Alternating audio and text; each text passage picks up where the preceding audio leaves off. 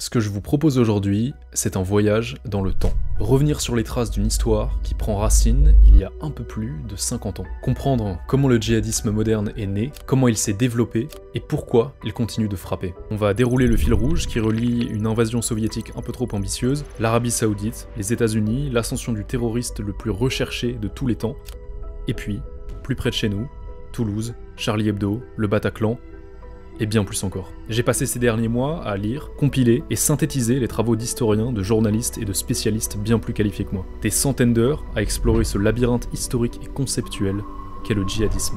Alors bienvenue, accrochez-vous, vous en aurez besoin, et suivez-moi.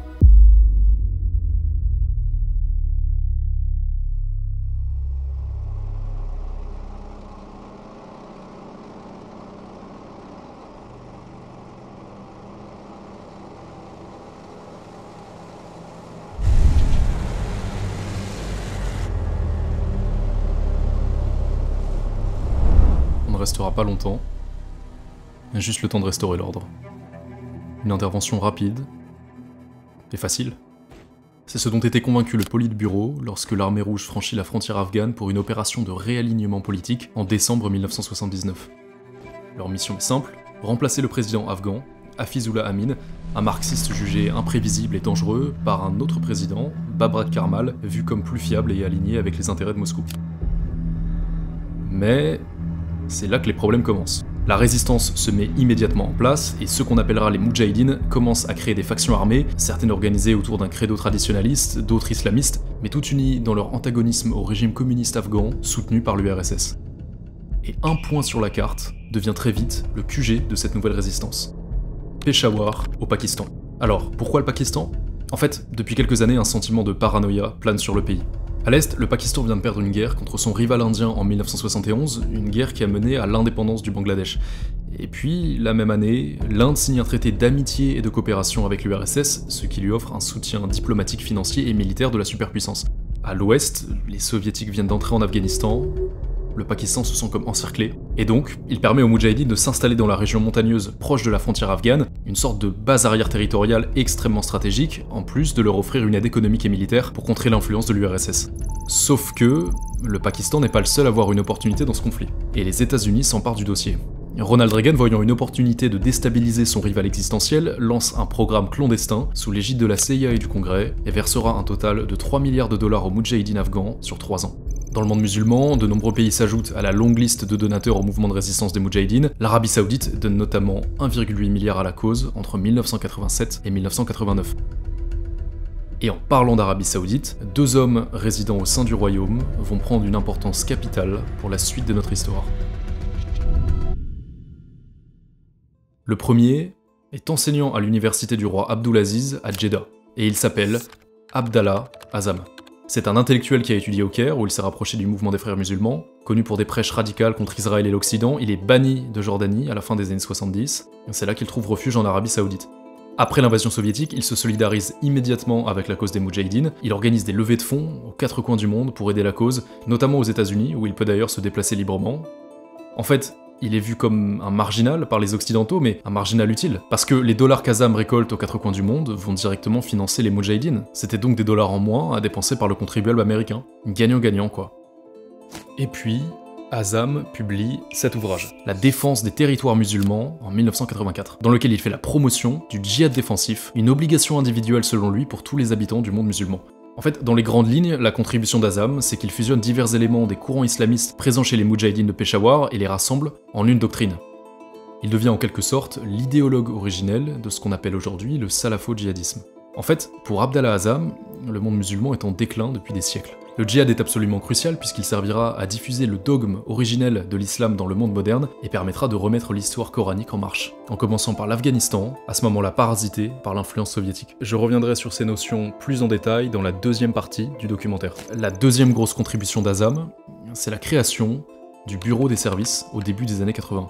Imaginez une structure qui a pour but de faciliter l'arrivée et le développement des combattants passant par Peshawar, une espèce d'incubateur d'entreprise avec bureaux, salles de réunion, mosquées et hébergements. Alors, des volontaires venus de tout le monde musulman, qu'on appellera ensuite les Afghans arabes, commencent à affluer vers Peshawar, influencés par les prêches, conférences et interventions médiatiques d'Abdallah Azzam. Sa vision pan-islamiste extrême crée un élan de solidarité énorme. Alors, au début, on retrouve des cuisiniers, des chauffeurs, des comptables, des docteurs, des ingénieurs, des profils qui serviront à mettre en place une infrastructure à Peshawar et à apporter une aide humanitaire aux Moudjahidines. Et puis, à partir du milieu des années 80, parmi les volontaires, on retrouve de plus en plus de combattants. Ce que vous voyez là, sur votre écran, n'est rien de moins que le début du tout premier écosystème djihadiste. Bon, on est en 1985, et un autre homme, originaire lui aussi d'Arabie Saoudite, commence à se faire remarquer. Il avait commencé en tant que simple volontaire, mais veut maintenant devenir soldat. Il a 28 ans, il s'appelle Oussama Ben Laden.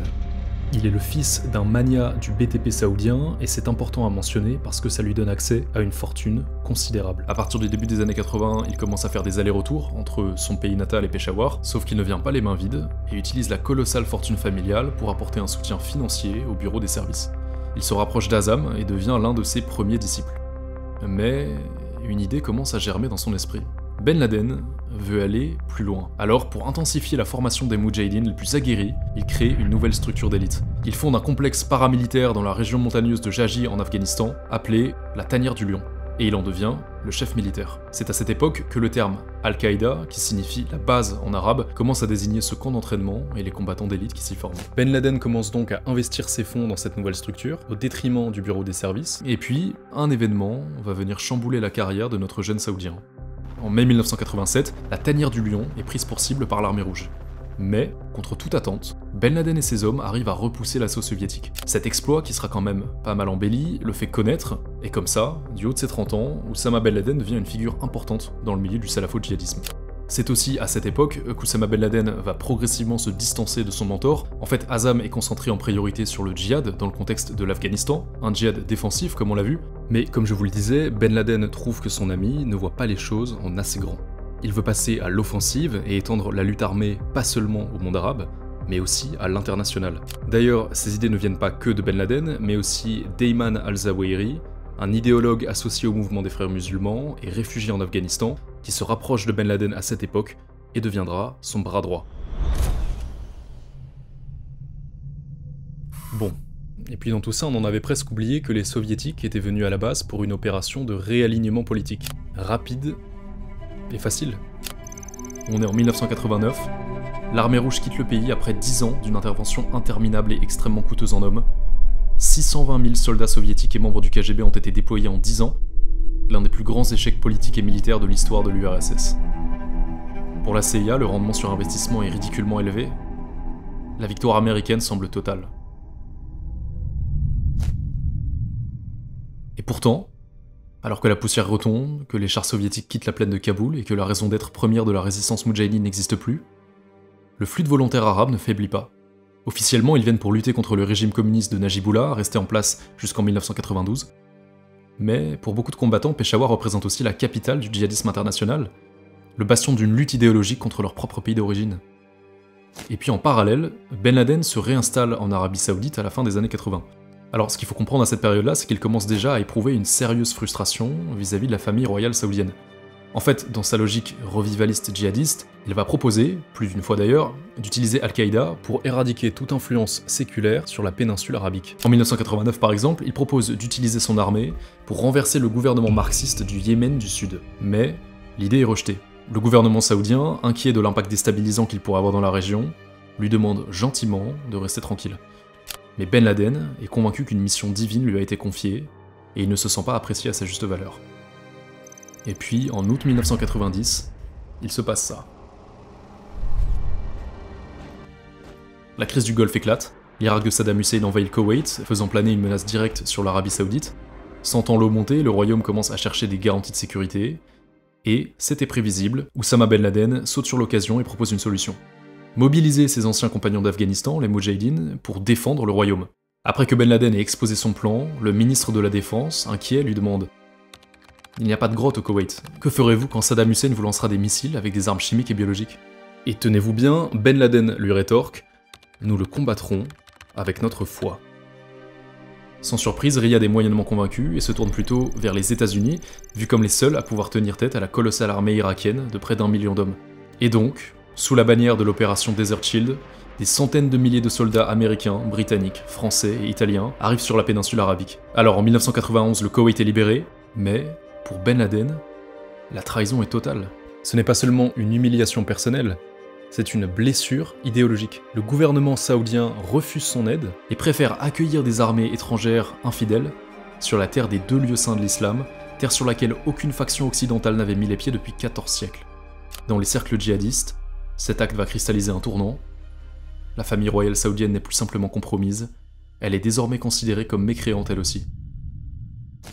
Mais avant de continuer, petit disclaimer. L'histoire du djihadisme est une histoire qui a commencé il y a plus de 50 ans, et c'est aussi une histoire qui continue de s'écrire sous nos yeux au moment où je vous parle. Pour que ce documentaire soit le plus factuel possible, j'ai dû garder un œil sur l'actualité djihadiste tout en faisant mes recherches historiques. C'est pour cette raison que je me suis associé à Ground News, le sponsor de cette vidéo. Leur mission est de permettre à leurs utilisateurs d'avoir plus de clarté dans un paysage médiatique de plus en plus chaotique, en vous donnant une vision d'ensemble de l'actualité afin que vous puissiez tirer vos propres conclusions. En gros, pour résumer, Ground News, c'est un site web et une application qui rassemble l'actualité du monde entier en un seul endroit, et qui me donne ensuite un moyen efficace de comparer la façon dont différents médias partout dans le monde traitent du même sujet. Pour chaque sujet, vous disposez d'un aperçu visuel du biais d'une source, de la fiabilité de ces informations et de son propriétaire. Laissez-moi vous montrer rapidement comment je l'ai utilisé pour mon documentaire. J'ai suivi la façon dont l'actualité liée au djihadisme est couverte sur Ground News en ajoutant des sujets d'intérêt comme islamisme à mon fil d'actualité. Ce que je remarque, c'est que la majorité de la couverture médiatique sur le djihadisme ces derniers mois semble se concentrer sur le Moyen-Orient et parler principalement de l'État islamique. Une actualité qui a été beaucoup couverte, c'est l'excavation récente d'une fosse commune laissée par Daesh en Irak. Si je décide d'aller plus en profondeur dans cette actualité, je peux avoir accès à pas mal de fonctionnalités très intéressantes. Ground News compile tous les articles publiés sur un sujet donné et les classe selon leur orientation politique. Je peux voir que cette actualité est couverte à 49% par des sources plutôt orientées à gauche. Ce que je remarque, c'est que là où les deux camps s'accordent sur l'ampleur de l'atrocité et sur l'importance de cette fosse commune, c'est leur rhétorique qui diverge. La couverture médiatique de gauche met en avant le coût humain en utilisant des termes chargés d'émotions comme carnage et en soulignant les abus brutaux de Daesh contre les minorités yézidis, tout en poussant pour un travail médico-légal international pour assurer que justice soit faite. Là où les médias de droite présentent surtout l'excavation de la fosse comme un rappel brutal de l'imposition violente de la loi islamique stricte par les groupes djihadistes, avec un ton plus centré autour de la notion de sécurité. Je peux aussi consulter le taux de factualité de chaque source et identifier les divers acteurs auxquels appartiennent ces médias. Et puis, en poursuivant mes recherches, je remarque que les médias internationaux parlent en fait assez peu de l'actualité djihadiste dans le Sahel, notamment de l'avancée récente du groupe de soutien à l'islam et aux musulmans au Mali. Cette news est d'ailleurs rarement couverte par la droite, ce qui en fait un énorme angle mort pour toute personne qui lit principalement des sources orientées à droite. Là, je peux utiliser le fil Blind Spot de Ground News, qui me montre des histoires rapportées de manière disproportionnée par l'un ou l'autre côté du spectre politique, afin de ne pas rester enfermé dans ma bulle. Bref, j'utilise Ground News à peu près tous les jours pour être exposé à des actualités que je n'aurais sans doute jamais vues sans. Je me suis associé à Ground News pour vous offrir 40% de réduction sur un accès illimité avec leur formule Vantage si vous vous abonnez via groundnews/lebaron. Vous pouvez cliquer sur le lien dans la description ou scanner le QR code à l'écran.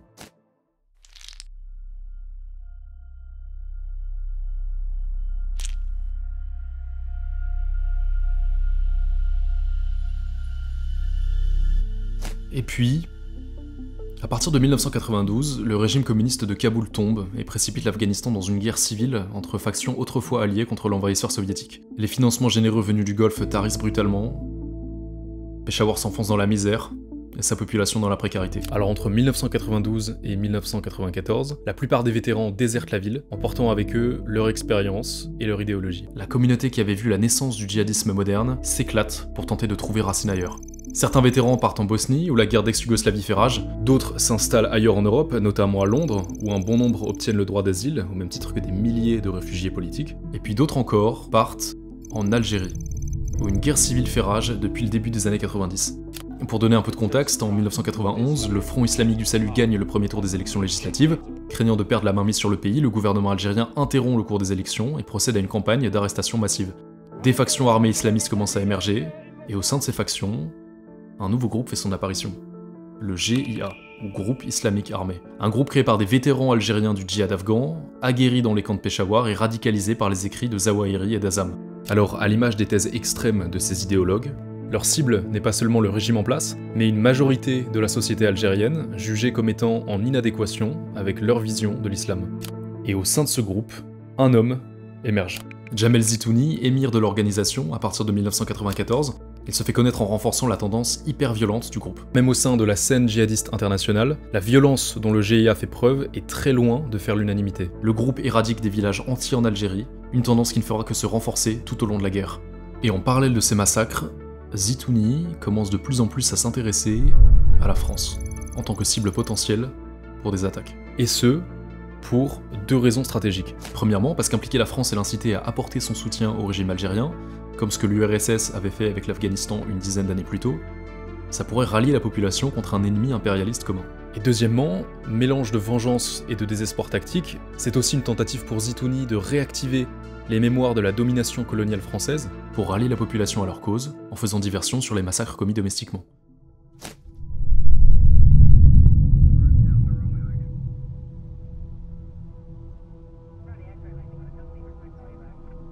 Le 24 décembre 1994, 4 membres du GIA prennent le contrôle du vol Air France 8969 en partance d'Alger, destination Paris.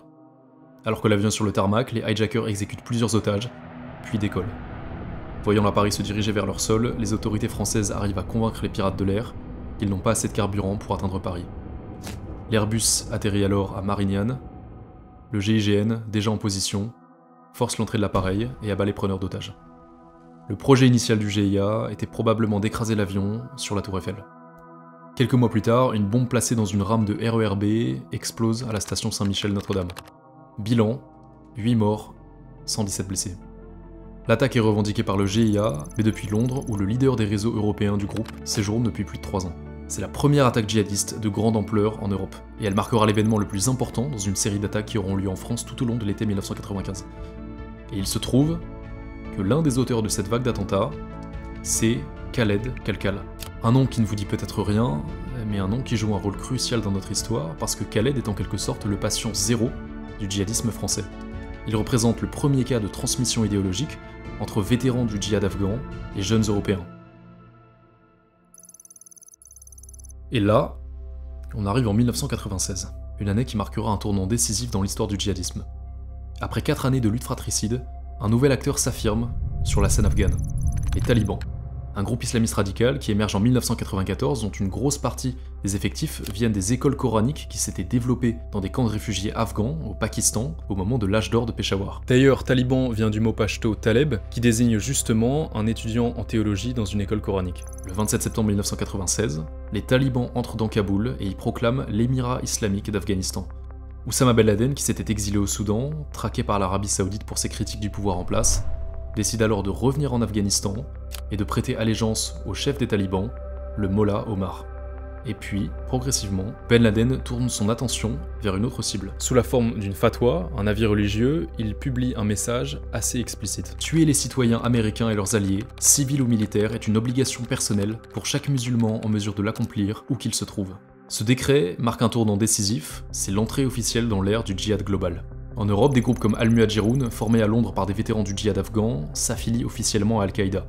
Des figures clés émergent de ce milieu, notamment Omar Bakri et Abu Hamza, qui se réclament de l'héritage d'Abdallah Azzam et du salafo-djihadisme. Les autorités anglaises, encore aveuglées par le risque que pose l'IRA, le mouvement indépendantiste irlandais, ne perçoivent pas ces marginaux comme une menace. Omar Bakri et Abu Hamza commencent à créer des écosystèmes autour de certains lieux de culte, notamment la mosquée de Finsbury Park. Au cours de leurs prêches, ils martèlent constamment l'irréconciliabilité entre l'identité britannique et l'identité musulmane. Les réseaux djihadistes locaux endoctrinent, forment, si bien qu'à partir du milieu des années 90, le Royaume-Uni envoie environ 900 combattants par an en Afghanistan. Et en parallèle de ça, le 7 août 1998, Al-Qaïda réussit ses premiers attentats de grande envergure. Des voitures piégées frappent les ambassades américaines au Kenya et en Tanzanie. Le Conseil de sécurité de l'ONU demande immédiatement au régime des talibans d'extrader Ben Laden. Les États-Unis annoncent une récompense de 5 millions de dollars pour toute information menant à sa capture. Mais rien n'y fait. En cette fin d'année 2000, alors que l'Amérique a les yeux tournés vers l'une des campagnes présidentielles les plus mouvementées de leur histoire, un homme égyptien vient d'obtenir un visa pour les États-Unis. Il apprend le pilotage d'avion dans une académie de Floride. Et puis... Is that American 11 trying to call? Buddy, we have some claims. Just stay quiet and you'll be okay. We're returning to the airport. And who's trying to call me here? American 11, are you trying to call? Nobody move. Everything will be okay. If you try to make any move, you'll danger yourself and the airplane. Just stay quiet. L'impensable se produit. Le salafo-djihadisme international de Ben Laden a atteint son paroxysme.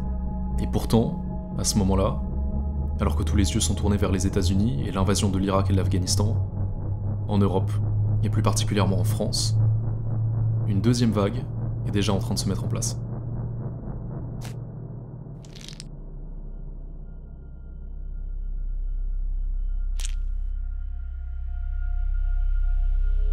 Pour bien comprendre ce qui va suivre, il faut que je vous ramène quelques années en arrière.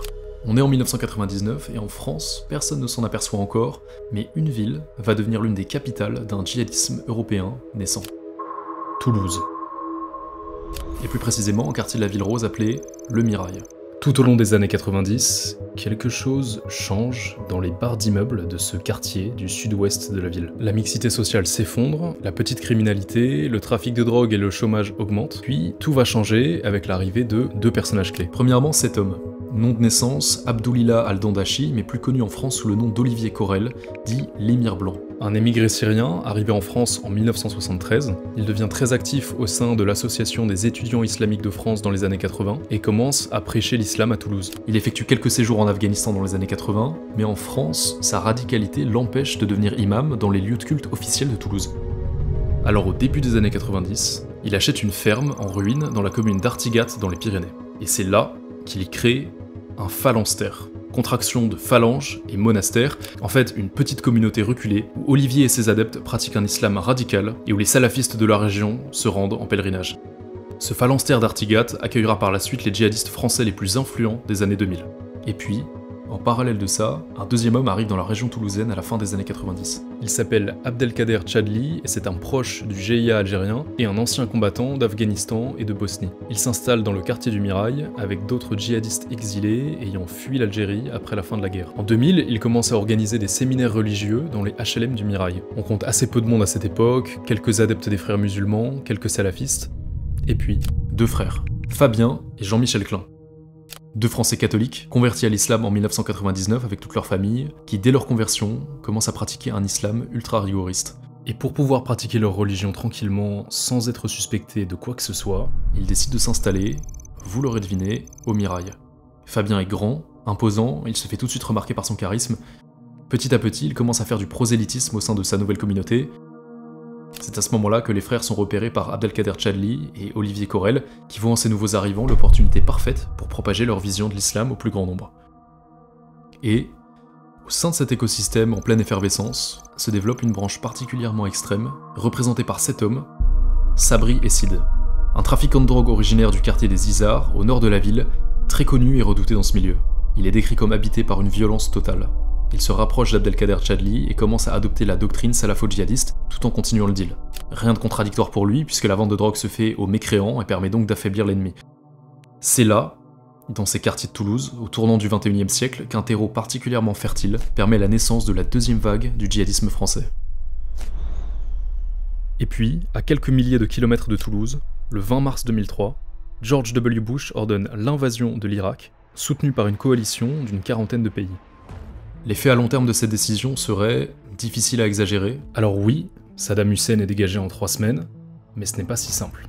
Parce que les États-Unis se discréditent complètement par leur choix stratégique, et puis, surtout, parce qu'Al-Qaïda, affaibli et traqué sans relâche depuis le 11 septembre, voit une opportunité inespérée de se relancer et de profiter du chaos pour prospérer. La politique américaine dans la région semble largement valider le discours propagé par l'organisation de Ben Laden. Alors, un homme, Abu Musab al-Zarqawi, ancien criminel d'origine jordanienne endoctriné en prison par des vétérans d'Afghanistan, crée Al-Qaïda en Mésopotamie en 2003, qui deviendra plus tard l'État islamique d'Irak. Son objectif est simple, profiter du chaos qui englobe le pays et saboter quelconque possibilité de paix en exacerbant les tensions entre la population irakienne et les impérialistes occidentaux, mais aussi entre la minorité sunnite et la majorité chiite du pays. Et les salafo-djihadistes de Zarqawi s'imposent progressivement comme le groupe le plus important au sein de l'insurrection sunnite en Irak. Alors par souci de temps, je ne vais pas rentrer dans les détails de cette période, mais en gros, face à une guérilla sunnite extrêmement efficace et ancrée dans la population locale, les interventions militaires se transforment en reconquête répétée des mêmes zones, sans contrôle durable du territoire. Le front n'avance pas, et les Américains et leur coalition se rendent compte qu'ils se sont enfoncés dans des sables mouvants dont ils n'arrivent plus à se dépêtrer.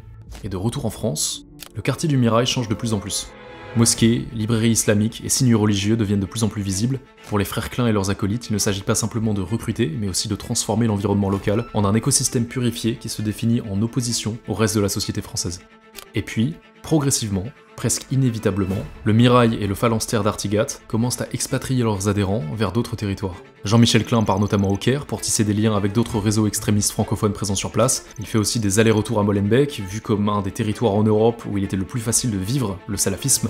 Et puis, les fanatiques les plus déterminés vont se rendre au Levant pour rejoindre les rangs de l'État islamique d'Irak, si bien qu'en 2006, 70% des combattants de l'organisation de Zarqawi étaient des étrangers.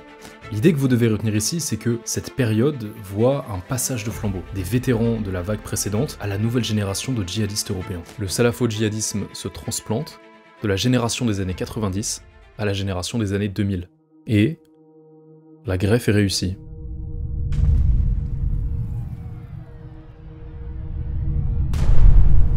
Le 11 mars 2004, alors que le Levant est secoué par la violence terroriste de l'État islamique d'Irak, l'attentat djihadiste le plus meurtrier d'Europe vient d'avoir lieu.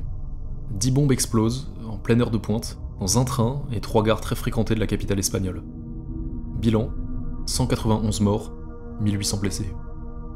Près d'un an et 4 mois plus tard, c'est Londres qui est touché à son tour. 3 rames de métro et un bus.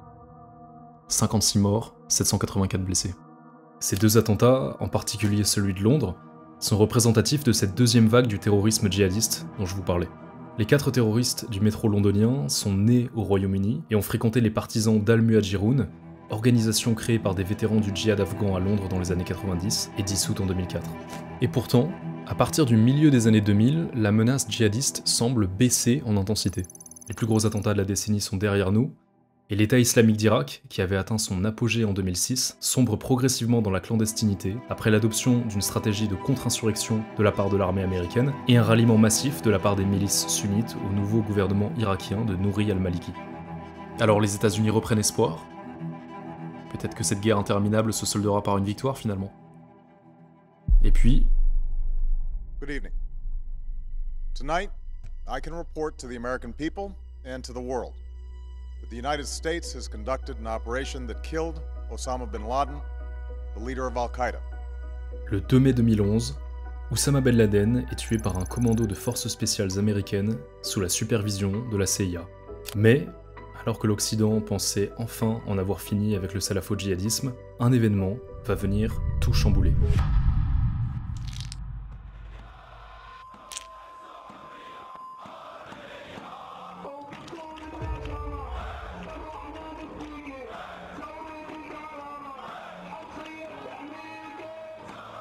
Ce que l'on appellera bientôt le printemps arabe débute à la fin de l'année 2010, un séisme dont l'épicentre se trouve en Tunisie qui va provoquer une onde de choc politique sans précédent au sein du monde arabe. Moubarak et Ben Ali sont chassés du pouvoir en Égypte et Tunisie respectivement, mais les réponses de leurs voisins à cette nouvelle opposition se font un peu moins clémentes, en particulier un voisin, la Syrie. Les manifestations commencent en mars 2011 et l'armée est mobilisée en masse pour réprimer ce qui est perçu comme un trouble à l'ordre public. Et pourtant, progressivement, les désertions dans l'armée syrienne se multiplient, parfois à l'échelle d'unités entières, entraînées par leurs propres officiers, incapables de tirer sur une population dont ils partagent l'origine sociale et territoriale.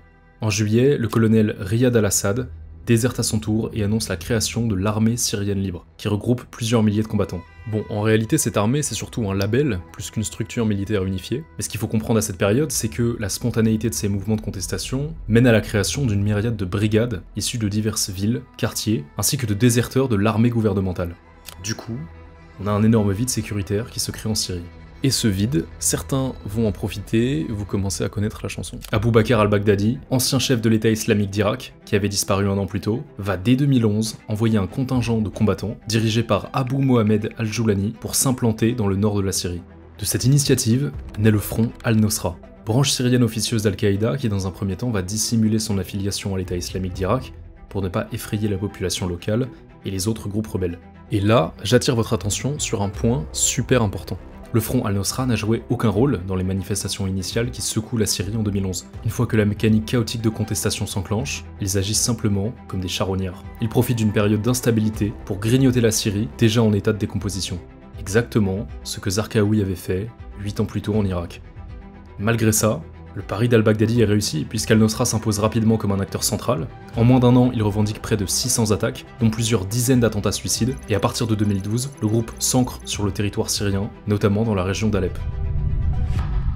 Bon, on reviendra en Syrie dans quelques minutes, mais j'aimerais qu'on se redirige à Toulouse un instant. Mais quelques années plus tôt, en 2006, il faut que je vous parle d'un jeune homme de 18 ans. Prénom Mohamed, nom de famille, Merah. Mohamed grandit dans l'écosystème toulousain dont on a parlé, entre salafisme et criminalité. Il côtoie des membres de la deuxième vague du djihadisme, mais il est encore adolescent à l'époque. En 2006, Mohamed va être détecté pour la première fois par les services de renseignement français lorsqu'il accompagne son mentor, Sabri Essid, à Artigat pour rencontrer la famille Klein. Sauf que quand son nom apparaît sur les bases de données des services de renseignement, les enquêteurs se disent pardon, un salafiste, dealer de shit. C'est presque comique tellement ça paraît contradictoire, alors personne ne le prend vraiment au sérieux. Mohamed est emprisonné 2 ans plus tard pour vol de sac à main, et pendant qu'il purge sa peine, il échange pas mal de lettres avec Fabien Klein. Et puis, progressivement, le djihad commence à l'intéresser un peu plus que le deal. Alors dès qu'il sort de prison, il passe 3 années à essayer de se former en voyageant à l'étranger. Il veut rencontrer des groupes djihadistes en Algérie, en Égypte, au Liban, en Syrie, en Turquie, et même en Afghanistan et au Pakistan. Bon, cette période de sa vie est assez floue, mais ce qu'on sait c'est qu'il contracte l'hépatite A fin 2011 et qu'il est contraint de revenir en France. Et c'est là que sa trajectoire d'endoctrinement arrive en bout de course. Ce que Mohamed s'apprête à faire marquera jamais un tournant dans l'histoire du djihadisme en France.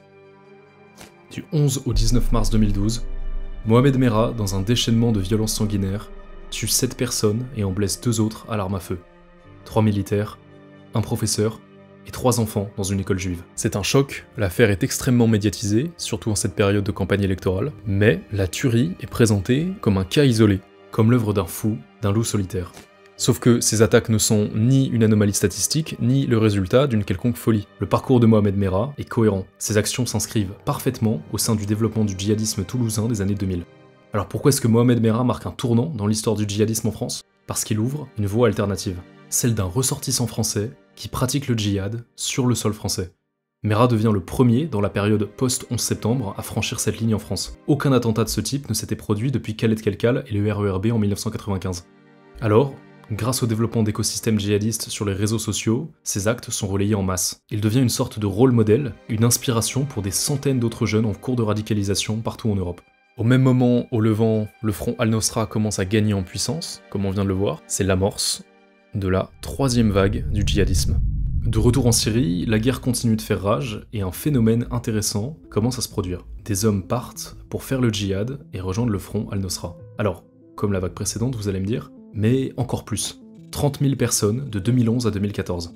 C'est énorme. C'est presque 2 fois ce que l'armée de terre arrive à recruter en une année. Et sur ces 30 000 combattants, on compte 5 000 Européens, dont 1700 Français. À titre de comparaison, ça fait 100 fois plus que le nombre de ressortissants de l'Hexagone qui étaient partis en Afghanistan et en Bosnie 2 générations auparavant. Ces départs en Syrie, ils vont s'organiser en 3 groupes successifs. Le premier groupe part en 2012 et est représenté par ceux qu'on a appelés les pionniers. Des djihadistes de longue date, comme Fabien Klein, qui vont jouer un rôle central dans l'ouverture de la voie entre la France et la Syrie. Ils ne partent pas pour combattre, mais pour débroussailler le chemin entre l'Europe et le Levant. En gros, recruter et faciliter l'installation de nouveaux volontaires.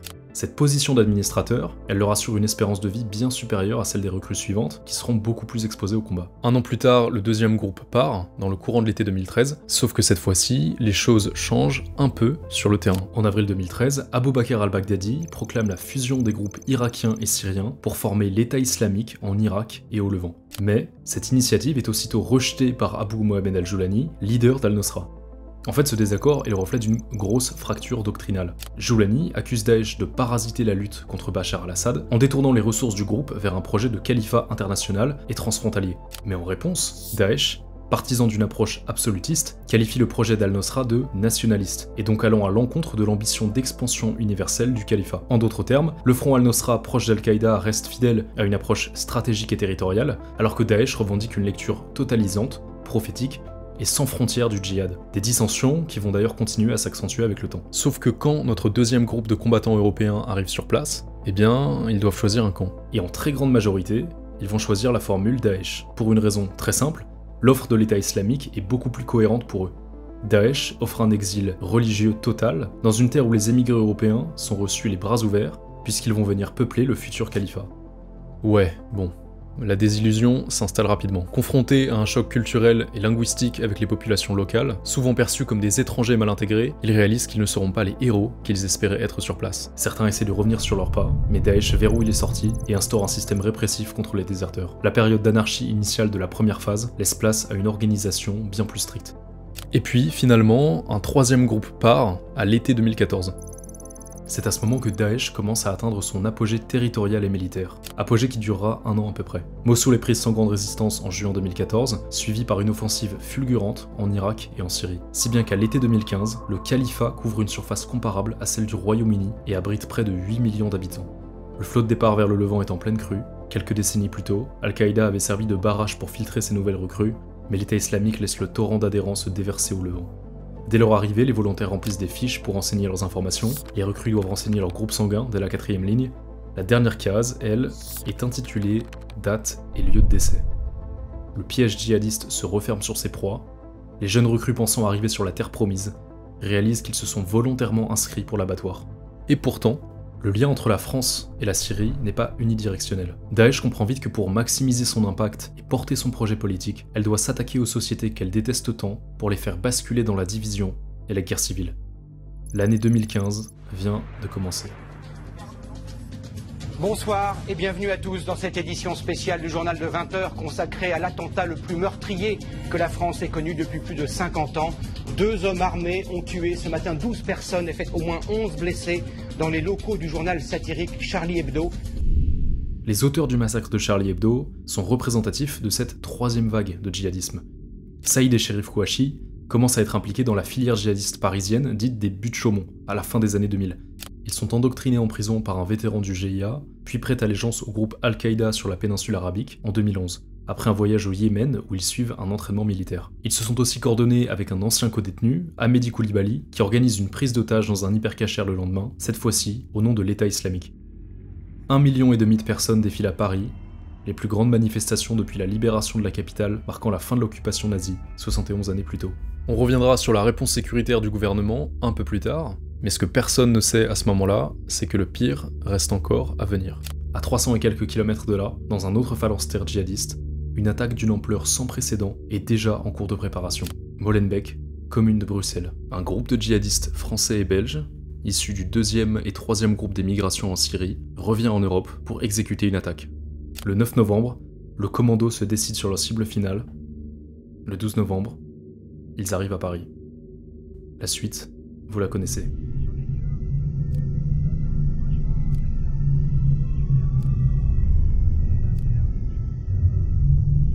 Ce sont notamment des djihadistes européens qui, depuis la Syrie, organisent et revendiquent les attaques, 2 frères que vous connaissez bien maintenant, Fabien et Jean-Michel Klein. Le commando est aussi sélectionné, financé et préparé par Oussama Attar, l'un des hauts dignitaires du service de renseignement de l'État islamique. Bilan, 130 morts, 413 blessés. Les attentats du 13 novembre 2015 à Paris marquent une sorte de sursaut international. En moins de 24 heures, les positions jusque-là divergentes de la Russie, des États-Unis et de la France en Syrie convergent. La France lance une série de frappes aériennes sur Raqqa, perçue comme la capitale de l'État islamique. Les attaques de la coalition anti-Daesh menée par les États-Unis s'accentuent. La Turquie bloque les routes vers le Levant. Les combattants sont de plus en plus difficiles à acheminer jusqu'au front. Les velléités d'expansion territoriale sont mises en pause, indéfiniment. Le groupe est privé de son afflux de chair à canon et de ses revenus pétroliers qui sont ciblés méthodiquement par des frappes.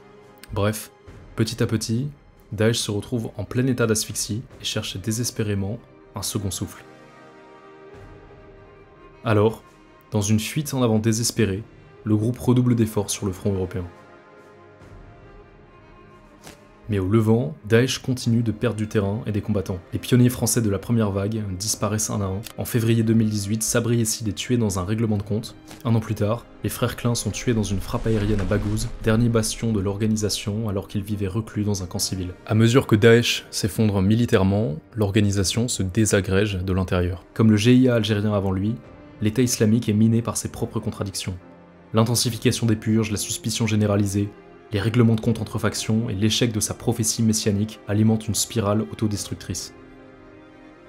Et puis, finalement, dans la nuit du 26 au 27 octobre 2019, Abou Bakr al-Baghdadi est localisé lorsqu'un commando américain s'infiltre dans le bâtiment où il vit, à côté du village de Barisha, dans la province d'Idlib.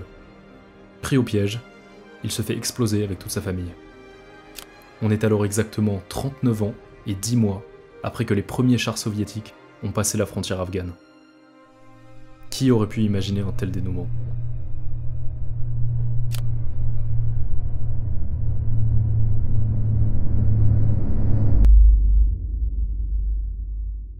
Je vous laisse souffler un coup. Alors, je pense que c'était important de faire cette chronologie pour qu'on puisse tous avoir une vue d'ensemble. Parce que oui, ce que je viens de vous présenter n'est qu'une vue d'ensemble, j'ai dû faire l'impasse sur un tas d'événements et de lieux, sauf que cette chronologie ne nous éclaire au final qu'assez peu sur la mécanique du djihadisme, sur son fonctionnement, sur ses rouages. Quand je regarde tout le chemin qu'on a parcouru, j'ai l'impression de voir des suites d'époques et d'instants, à différentes échelles géographiques, des thématiques qui interagissent entre elles, d'autres qui ne se croisent jamais, des noms, beaucoup de noms, comme si on avait ouvert des dizaines de portes sans prendre le temps de voir ce qui se cachait derrière. Et pourtant, il existe des clés de lecture qui parcourent cette frise, des idées qui nous permettent de comprendre le djihadisme en France et à l'international, à travers le temps et l'espace. Des clés de lecture sans lesquelles cette chronologie ne serait qu'une suite de chiffres et de lettres illisibles. J'en ai retenu 7, selon moi les plus importants. Laissez-moi vous montrer.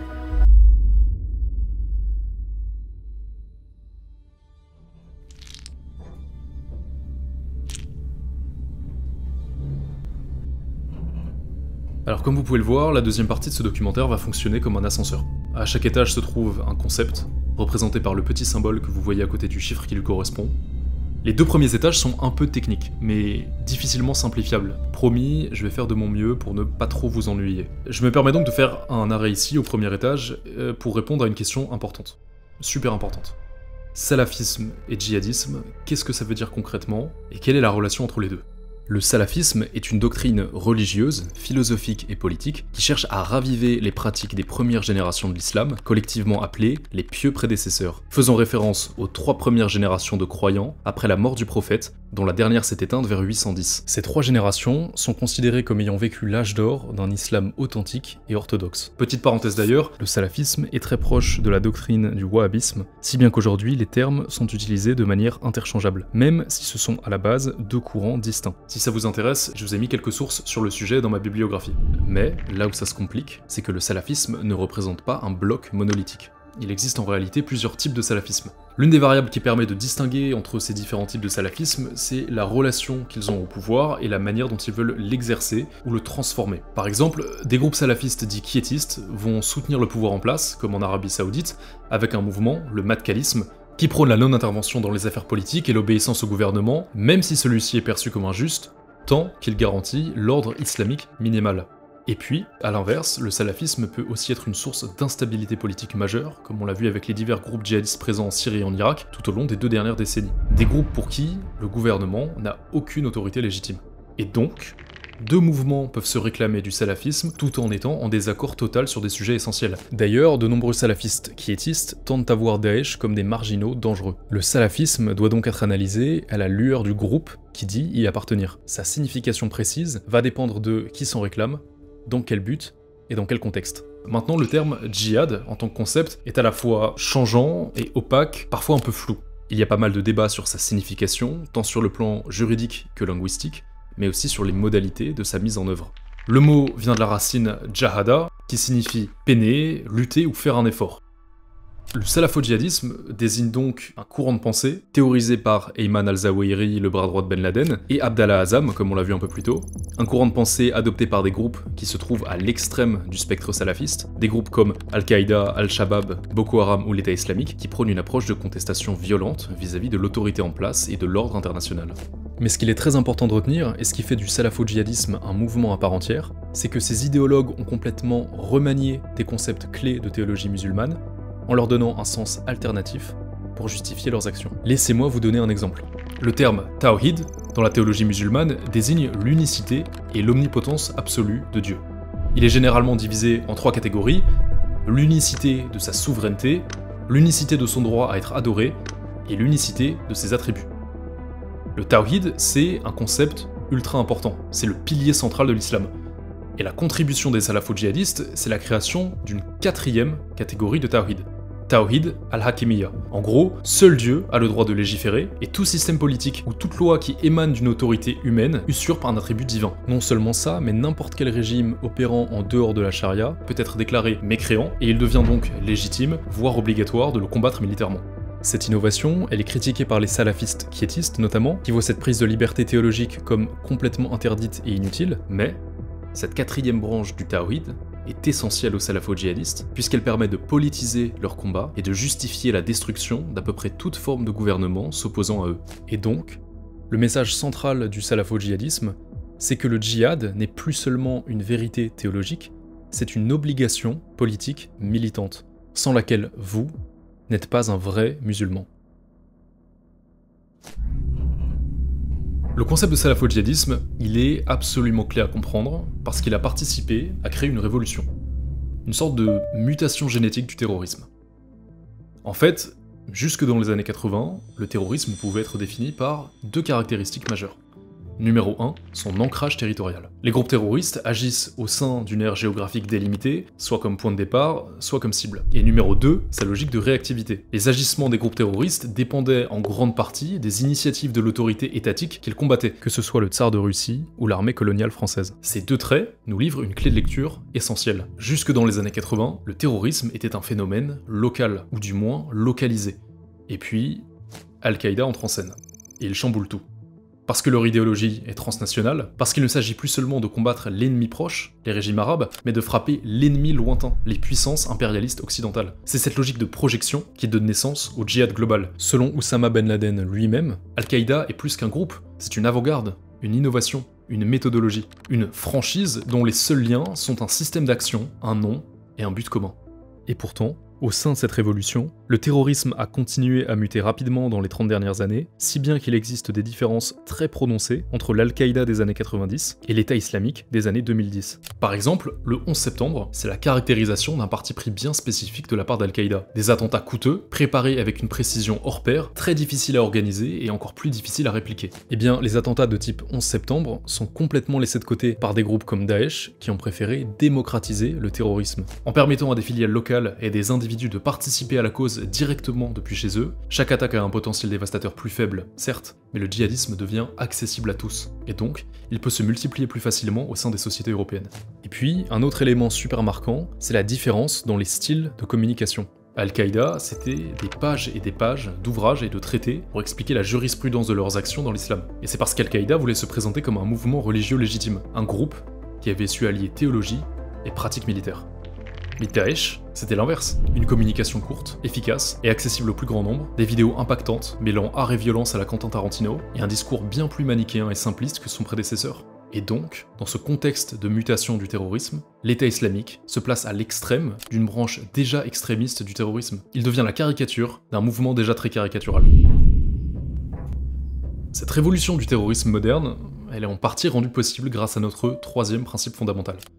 Internet. En 2002, Al-Qaïda crée sa propre agence de production audiovisuelle, As-Sahab. Ils produisent des vidéos qui sont utilisées par Al Jazeera pour commenter l'actualité djihadiste et sont ensuite diffusées sur internet. Et les djihadistes peuvent écrire et diffuser leur propre vision de l'histoire, étendre le champ de bataille au-delà de la Bosnie et de l'Algérie, de la Syrie et de l'Irak. Créer une sorte de bibliothèque géante qui permet à ceux qui la consultent de voyager à la frontière du réel et du virtuel. Et puis, alors qu'internet se démocratise, les forums en ligne commencent à faire leur apparition. On peut citer Ansar al-Haq, créé en 2006, que ce soit Fabien Klein, Amédi Koulibaly ou les frères Kouachi, la plupart des terroristes français notoires ont eu un compte sur son forum de discussion. Les pages Facebook dédiées font aussi leur apparition, et tout ça va rendre le contenu djihadiste encore plus accessible. Les longues vidéos en arabe classique sont progressivement remplacées par des posts Facebook en français pour toucher une jeunesse connectée en ligne, mais souvent déconnectée des références religieuses classiques. Bref, utiliser des codes plus adaptés au public ciblé. Ce qu'il faut retenir de ce 3e principe fondamental, c'est qu'Internet est une sorte d'entremetteur. Il n'est pas suffisant pour radicaliser quelqu'un à lui tout seul, mais il connecte des individus à des idées, puis des individus à d'autres individus, et dans le pire des cas, il leur facilite un passage à l'acte dans le monde réel. Aux antipodes de cet espace virtuel infini qu'est Internet, il existe aussi des entremetteurs réels, des salles d'attente, regroupant des personnes qui ne se seraient sans doute jamais rencontrées autrement. Il en existe 187 en France, les prisons. Les prisons sont comme une dimension parallèle du djihadisme qui communique avec l'extérieur par de petites ouvertures. Des parloirs, des fenêtres, des cordes à linge, des conversations téléphoniques. Entre détenus, les nouveaux liens se créent, de nouvelles idées s'échangent. En entrant en contact avec leurs semblables derrière les barreaux, les djihadistes prennent conscience de leur masse, de leur nombre, de leur force de frappe potentielle. L'une des premières manifestations de cette effervescence carcérale en France, c'est le réseau associatif Sanabil, qui commence à se faire connaître en 2010. Derrière sa façade humanitaire, envoi d'argent, de livres, de vêtements et de courriers aux détenus musulmans, l'association Sanabil servait de plateforme logistique et idéologique en tissant des liens entre sympathisants dans l'ensemble des prisons françaises. C'est super intelligent, en fait Sanabil a profité de la porosité entre le monde carcéral et le monde extérieur pour créer un continuum entre djihadistes emprisonnés et leur réseau actif en Europe. Comme dans les écosystèmes qu'on a vus précédemment, les militants évoluent en vase clos. Ils définissent et imposent leurs propres normes religieuses et homogénéisent leur environnement selon les lignes strictes de leur doctrine. Et c'est là que des cas de transmission doctrinale peuvent apparaître. En 2005, Jamel Begal, alors condamné pour un projet d'attentat contre l'ambassade américaine à Paris, devient le mentor idéologique de Cherif Kouachi et Hamedi Koulibaly, deux jeunes hommes incarcérés, un étage plus bas. Ces mêmes jeunes hommes qui seront les auteurs des attentats de Charlie Hebdo et de l'Hypercacher 10 ans plus tard. Il faut quand même dire que la stratégie de l'administration pénitentiaire française quant à la lutte contre la radicalisation djihadiste s'est beaucoup développée dans les 10 dernières années. Et la difficulté de cette lutte contre la radicalisation, elle est impossible à comprendre sans parler de deux dynamiques ultra importantes au sein des prisons françaises. La première, c'est l'explosion de la population djihadiste. Début 2014, une quinzaine de détenus en France sont incarcérés pour des liens avec des organisations djihadistes actives en Syrie. À la fin de l'année, ils sont presque 80, soit autant que le total des membres d'Al-Qaïda emprisonnés sur l'ensemble des années 2000. Et en 2020, le nombre de djihadistes et de revenants en détention est estimé à 500. Cette situation, elle mène à une question essentielle. Faut-il regrouper tous les djihadistes dans le même espace, au risque de les voir se renforcer, ou bien les diluer dans l'ensemble de la population carcérale, au risque de les voir contaminer d'autres prisonniers? Cette multiplication d'individus à risque, elle se complique encore plus à cause d'un autre gros problème avec les prisons françaises, la surpopulation. Début 2018, les 10 prisons d'Île-de-France hébergent environ 14 000 détenus pour seulement 8 500 places. Fresnes et Fleury-Mérogis, qui expérimentent avec des unités dédiées aux djihadistes en 2015 et 2016, fonctionnent avec des taux d'occupation respectifs de 150 et 180%. Les surveillants décrivent un métier presque robotique, tourner des clés, courir, gérer l'urgence au détriment de la prévention. L'ambiance est tendue, les violences sont routinières et les surveillants pénitentiaires sont victimes des plus hauts taux de suicide et d'alcoolisme de toute la fonction publique. Et puis, à quelques milliers de kilomètres de là, au Levant, on compte près de 9000 anciens combattants de l'État islamique et un peu plus de 40 000 hommes, femmes et enfants soupçonnés de liens avec Daesh et détenus de manière indéfinie dans 27 prisons et camps du nord-est de la Syrie. Alors oui, ces chiffres regroupent évidemment des profils de risque très différents, mais que ce soit en France ou au Levant, nombre de ces détenus sortiront dans les prochaines années. Reste à voir quel chemin ils choisiront. Quelques jours après les attentats du 7 et 8 janvier 2015, un avocat au bureau de Paris publiait un court essai en ligne intitulé « Le juge et la guêpe ». Et j'aimerais vous en lire un extrait. Le terrorisme ne menace pas l'existence de notre pays. Voyez combien le terrorisme a tué en 20 ans, comparé à d'autres causes, aux accidents de la route, à la grippe ou même à la foudre. Le terrorisme est pour le corps social comme une piqûre de guêpe. Cela arrache un cri de douleur, parfois des larmes, mais ce n'est jamais mortel. Ce qui peut provoquer la mort, c'est la réaction excessive du corps face à cette agression. C'est le choc anaphylactique, le système immunitaire qui, en surréagissant, finit par se détruire lui-même. Cet extrait contient encore 3 phrases que je vous lirai dans quelques instants, vous allez comprendre pourquoi. Alors, comme on l'a vu, la prise de conscience en France a été lente. Les attaques perpétrées par Mohamed Merah sont vues comme l'œuvre d'un loup solitaire, et à l'échelle internationale, la mort d'Oussama Ben Laden est pensée comme le symbole de la fin du djihadisme global. Peu de gens comprennent à cette époque que ces attaques sont en fait le début d'une nouvelle vague de djihadisme contemporain. Alors quand la prise de conscience arrive, elle est brutale. Après les attentats de janvier 2015, le gouvernement se réveille soudain, en nage. À la tribune de l'Assemblée nationale, Manuel Valls affirme que la France est engagée dans une guerre contre le terrorisme, une expression longtemps rejetée par la classe politique française puisqu'elle était associée à la rhétorique de George Bush, qui justifiait entre autres son invasion de l'Irak, invasion dont la France était distancée. L'opération Sentinelle est lancée. À partir du 15 janvier, plus de 10 000 soldats sont déployés sur le territoire national. Initialement pensée comme temporaire, elle est prolongée au printemps 2015 pour une durée indéterminée. Et puis, certains commencent à s'inquiéter, parce que l'état d'urgence dure. Maintenant, l'autorité administrative peut ordonner des perquisitions sans autorisation judiciaire préalable, y compris de nuit. Le ministre de l'Intérieur a maintenant le droit d'interrompre tout service de communication au public incitant à des actes terroristes et de punir toute personne consultant un réseau social ou un site internet faisant l'apologie du terrorisme. Alors certains y voient un grignotage progressif des libertés individuelles, d'autres un processus nécessaire pour anéantir la menace djihadiste. Et puis, les attaques sur le sol français continuent, et le 30 octobre 2017, une nouvelle loi est adoptée, mais celle-ci est un peu particulière. SILT, ou la loi renforçant la sécurité intérieure et la lutte contre le terrorisme, qui met officiellement fin à l'état d'urgence dès le surlendemain. Mais qui suscite pas mal de critiques, puisque certains pointent du doigt le fait qu'elle incorpore une version légèrement modifiée de l'état d'urgence dans le droit commun. Par exemple, l'une des mesures phares de l'état d'urgence consistait à restreindre la liberté de mouvement d'un individu, notamment en l'assignant à résidence, sans nécessiter l'autorisation préalable d'un juge. Avec la loi SILT, il est désormais possible, avec l'accord d'un juge administratif, d'interdire à une personne de quitter une commune et de l'obliger à se présenter plusieurs fois par jour au commissariat si elle est considérée comme représentant une menace pour la sécurité nationale. Ce qui est super important à retenir, c'est que avant 2015, même avec l'intervention d'un juge, ce type de restriction ne pouvait être imposé qu'après la commission d'une infraction. La grande nouveauté réside donc dans le fait qu'on peut désormais limiter les libertés d'un individu sur la base d'un simple soupçon. En fait, derrière ces mesures, le risque, c'est que les pouvoirs publics et la population se laissent aveugler par un désir de surréaction sécuritaire, alors que c'est cette même surréaction qui nous plongerait dans un climat de paranoïa ambiante et de division généralisée, encore plus propice au développement du djihadisme. 2 semaines après l'attentat de Charlie Hebdo, on comptait déjà 150 condamnations pour apologie du terrorisme, alors qu'elles ne s'élevaient qu'au nombre de 20 sur les 20 années précédentes. Et donc, voici les 3 dernières phrases de l'extrait que j'avais commencé à vous lire il y a quelques instants. C'est cette image qui évoque pour moi cette pluie de condamnations. Un choc anaphylactique judiciaire. L'exécutif, qui, pour des raisons politiques, a besoin de montrer qu'il réagit sous peine de s'exposer à l'accusation de laxisme. Et c'est là que toute la difficulté réside. Se battre contre le terrorisme par tous les moyens nécessaires, sans laisser notre paranoïa nous détruire dans le processus. Et cette paranoïa, elle est renforcée par une statistique qui donne froid dans le dos. Plus de 90% des individus condamnés pour des affaires de terrorisme en France entre 2004 et 2017 sont de nationalité française, et une grande majorité d'entre eux ont grandi en France. Alors, ça voudrait dire que l'ennemi est parmi nous? Et si cet ennemi vit chez nous, à quoi ressemble-t-il? Existe-t-il un portrait robot du djihadiste? Un profil type? Marc Ecker, directeur adjoint de l'Institut français des relations internationales, s'est penché sur la question dans son rapport 137 nuances de terrorisme, et il observe certaines tendances très intéressantes dans son échantillon. 95% d'hommes, âge moyen 26 ans, 74% sont nés dans des familles musulmanes, et 59% des parents des terroristes sont d'origine maghrébine. Près de 60% d'entre eux sont au chômage ou en situation d'emploi précaire. Pour ceux chez qui ces informations ont été renseignées, la moitié n'ont aucun diplôme, seulement 3% ont un niveau licence, ce qui est largement en deçà de la moyenne nationale dans cette tranche d'âge. 40% d'entre eux vivent dans des quartiers prioritaires, bien que leur lieu de résidence soit réparti un peu partout en France. 40% avaient été condamnés au moins une fois par la justice pour de la petite délinquance. Et 2 dernières tendances très intéressantes. Un bon nombre de condamnés font preuve d'une connaissance très superficielle de l'islam, ce qui les rend particulièrement crédules et augmente leur potentiel de radicalisation. Et puis, dans la grande majorité des cas, contrairement à ce que l'on pourrait croire, les terroristes jugés n'avaient aucun antécédent psychiatrique. Alors qu'est-ce qu'on peut conclure de tout ça? La première conclusion, elle est assez simple. Un jeune Français issu de l'immigration, ayant grandi dans un quartier défavorisé, en situation d'échec scolaire et qui en plus de ça combine chômage ou emploi précaire et délinquance, a beaucoup plus de chances de rejoindre un groupe djihadiste que la moyenne de la population.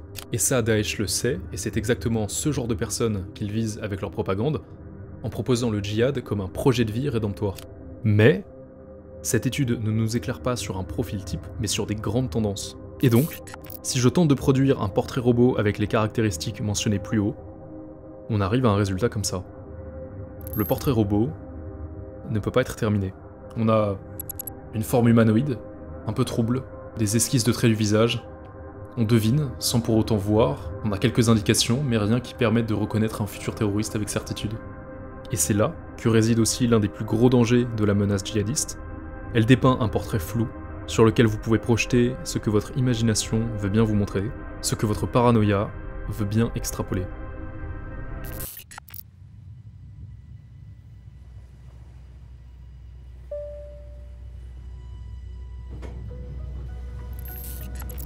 Alors, malgré tout ce chemin parcouru, une question m'occupe encore l'esprit.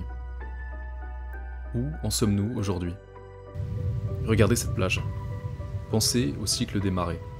Sur les 30 dernières années, le phénomène djihadiste semble s'affirmer puis se retirer, formant un cycle complet tous les 10 ans à peu près. Ce va-et-vient, comparable au mouvement des marées, rend la mouvance plus ou moins visible selon les moments. À marée montante, les groupes djihadistes entrent dans des périodes d'expansion et privilégient l'action armée et les attentats. Et puis, à marée descendante, les structures se disloquent sous la pression extérieure ou sombrent dans des luttes internes, avant de se réemboîter ailleurs, dans des configurations différentes. Ça, c'est l'une des idées centrales d'Hugo Micheron, docteur en sciences politiques, et dont les ouvrages m'ont beaucoup aidé à écrire cette vidéo. Le djihadisme a évolué par cycles successifs réguliers, des cycles que seul le recul qui nous a été donné par le temps nous a permis de voir. Alors, petite précision quand même, depuis le 11 septembre, le terrorisme djihadiste a fait 800 morts et 5000 blessés en Europe à peu près. Et pourtant, si l'on s'intéresse aux victimes du terrorisme djihadiste sur la même période dans le monde entier, le bilan européen ne représente même pas 1% du total. Il ne faut donc pas oublier que, si nous nous prenons des vagues, certains pays amortissent des tsunamis. Bon, ma frise chronologique prend fin en 2019. Mais évidemment, l'histoire ne s'arrête pas là. Ce qui inquiète particulièrement dans les dernières années, c'est l'Afrique. Dans le Sahel déjà, où des acteurs djihadistes comme le JNIM gagnent du terrain et profitent de la fragilité de l'État malien, entre autres, pour s'affirmer dans la région. Et puis, à l'Est, en Somalie, où le groupe djihadiste Al-Shabaab a lancé une offensive début 2025, grignotant progressivement du terrain face à un État somalien affaibli et divisé. En Europe, les attaques continuent, bien qu'à un rythme bien moins soutenu qu'en 2015 et 2016. En France, l'un des événements les plus marquants de ces dernières années, c'est l'assassinat de Samuel Paty en 2020. Un événement qui nous montre que la menace djihadiste ne dort jamais vraiment, mais un événement qui appartient sans doute plus à la fin de la 3e vague qu'au début d'une 4e. Une 4e vague ? Peut-on déjà l'observer à l'horizon ? Sommes-nous déjà à marée montante ? Difficile à dire pour le moment. J'aimerais pouvoir conclure avec une réponse plus probante. En fait, le phénomène djihadiste nous met dans un état de paranoïa constante, parce que l'histoire nous a montré qu'il ne faut pas crier victoire trop vite, parce que quand on s'endort, une piqûre de guêpe avec la puissance d'un électrochoc nous réveille. Alors, j'essaie de ne pas trop cligner des yeux, de garder mon regard fixé sur les vagues, et je me souviens que ce n'est pas parce que la marée baisse que l'océan disparaît.